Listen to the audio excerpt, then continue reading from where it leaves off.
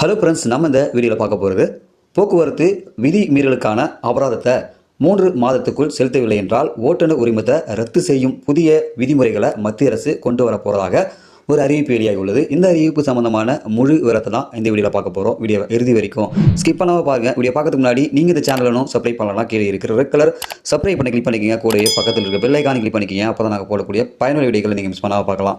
வாங்க வீடியோக்குள்ளே போகலாம். சாலைகளில் விபத்துக்களை தவிர்க்கும் பொருட்டு போக்குவரத்து விதிகளை கடைபிடிக்க வாகன ஓட்டிகளுக்கு பல்வேறு வகையில் விழிப்புணர்வு ஏற்படுத்தப்பட்டு வருது. மேலும் விதிகளை மீறும் வாகன ஓட்டிகளுக்கு தற்போது செலான் மூலமாக அபராதம் விதிக்கப்பட்டு வருது.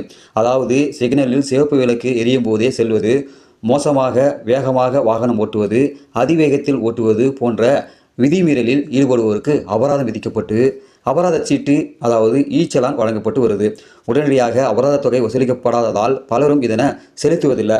இந்த நிலையில் சாலை விதிகளை கடுமையாக்கவும் போக்குவரத்து விதிகளை மீறியவர்களிடமிருந்து அபராதங்களை வசூலிக்கும் பொருட்டு உச்சநீதிமன்ற உத்தரவின்படி மத்திய அரசு புதிய விதிமுறைகளை கொண்டு வர ஆலோசனை மேற்கொண்டு வருது. அதன்படி செலான்களை 3 மாதத்துக்குள் செலுத்தவில்லை என்றால் ஓட்டுநர் உரிமம் ரத்து செய்யப்படும் வகையிலான விதிமுறைகள் வரவுள்ளன.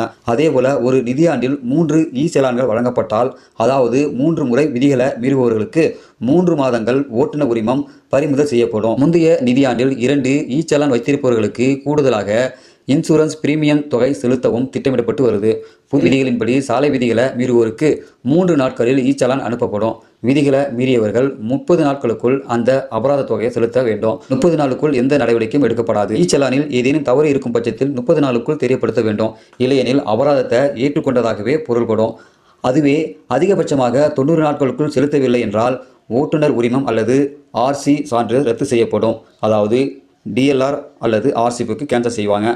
ஒட்டுமொத்தமாக நாட்டில் 40% செலான் அபராத தொகை மட்டுமே வசூலிக்கப்பட்டுள்ளது.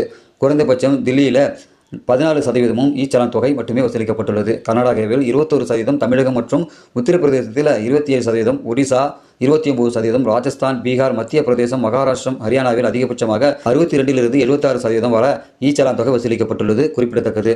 தவறான செலான் தாமதமாக வருவது என வாகன ஓட்டிகள் தங்கள் அபராத தொகையை செலுத்துவதற்கு வாகன ஓட்டிகள் தங்களது அபராத தொகையை செலுத்தாததற்கு சில காரணங்கள் கூறப்படுகின்றன. எனவே இதற்கான நடவடிக்கைகளையும் மேற்கொள்ள மத்திய அரசு திட்டமிட்டு வருவதாகவும் தெரிவிக்கப்பட்டுள்ளது.